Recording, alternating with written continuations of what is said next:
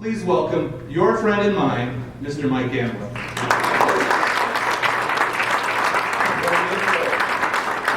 Thank you, Michael.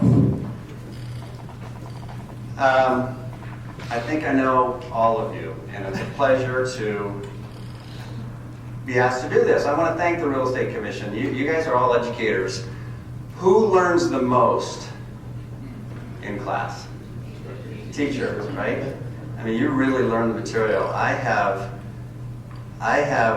dove into this project, and regardless of the outcome today for you, which I hope is wonderful, I have learned a ton, and I have made some new commitments for my own teaching based on what we're going to talk about today. So I want to thank the Real Estate Commission for that. Everybody has natural abilities as a teacher, and some of us are gifted in one thing about teaching than others. But I think everybody can learn. I think even if you're a gifted instructor, you can still learn. So I want you to keep an open mind about what we're talking about today. We're gonna have a lot of fun today. We're not gonna just talk about what to do in class, we're actually gonna do it. I have a lot of activities planned showing you how they can work in a classroom, even a large classroom like this. So we're gonna have a lot of fun. I think you're going to enjoy it. But if we talk about an idea and you start thinking, that never worked. I don't think that'll work in class. Because I know, because I've sat in the chair just like you're sitting, and the instructor taught me something, and I thought, there's no friggin' way I'm going to do that. So when you think that, I want you to remember this bit of instruction. I want you to get out of judgment and into curiosity. Okay? Keep your mind open. We all can improve. We all can do better. Don't make the mistake I did for years, where I just downplayed and I poo-pooed the textbook. I'm embarrassed to say I did that. I don't know why I did it, but I did. But I don't do it anymore. We use those textbooks, and they're very effective. You cannot possibly cover everything in a pre-licensed class in class. They need to take some of their own responsibility and do some learning outside of class. Let me show you that again. Distracting animations. I'm guilty of this. When I first learned PowerPoint, I was so into animations. My slides were bouncing all over the place. They were not just appearing, the line, they were coming in circles like this, and they were coming big and small. I look back at those slides and think, what were you doing? It was really, really bad. But that's a common beginner PowerPoint phenomenon. You're so impressed with yourself that you've mastered this new wonderful program, you can't help it. Different colored slides each time, there's no uniformity, the script fonts, colored letters. You know what I'm talking about.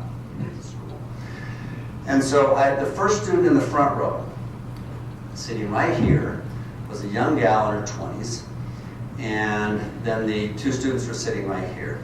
And I came by, and they were working on an assignment, and I see she's kind of frustrated.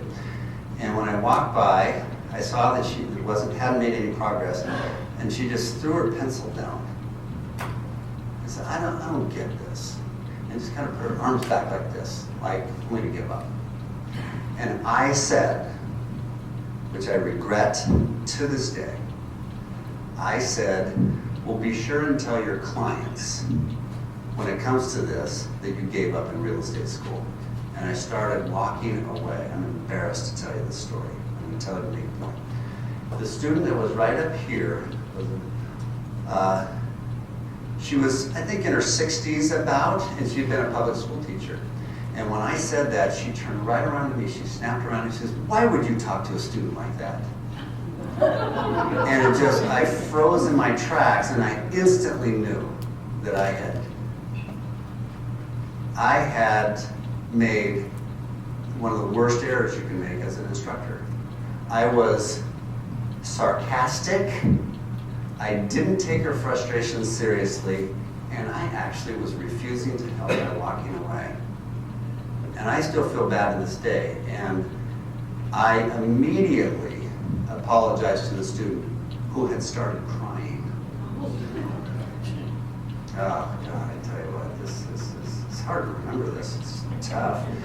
So I immediately apologized to her and I made up with her. That was in Module 1. By the end of the class in Module 2, we were buddies. I went out of my way to make sure that we were buddies.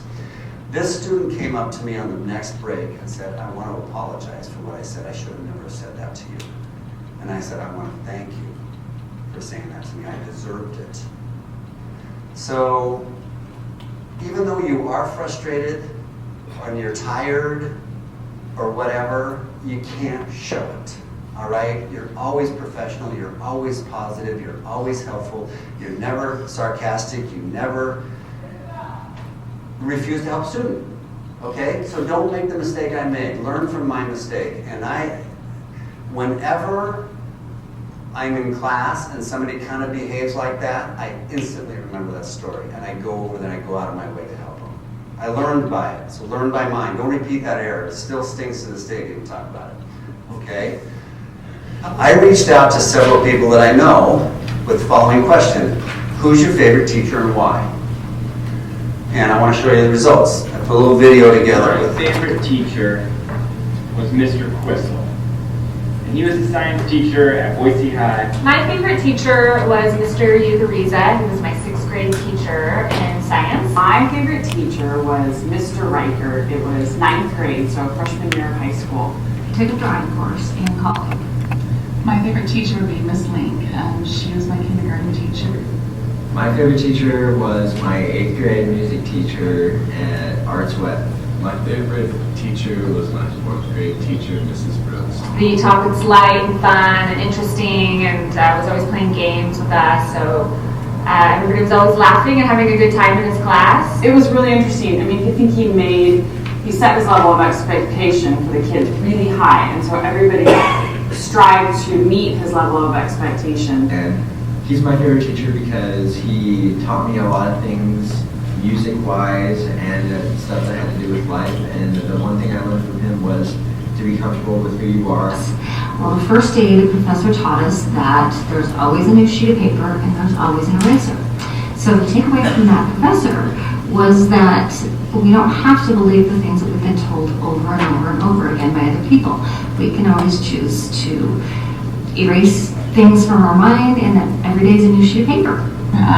She was super sweet and kind to me, and she taught me the most important thing, which would be how to read. And he really paid attention one-on-one to each of us too. I felt like I think every student felt like they were his favorite student. There was one day when I remember he looked at me and he winked and he smiled, and then that's when I knew that stoic grizzly on the outside was just a soft, cuddly teddy bear on the inside. He just made it fun. He cared about you, and it made you want to do better. Really energetic person, and all the lessons she would teach us, she would turn into games and make them fun. And we would be bored to death by them, so everyone had a better learning environment. Thanks, Mr. Ugariza. Okay. That's my daughter, Jamie, the last one. The first young man with the hat and glasses, my son, Burke. And others are friends.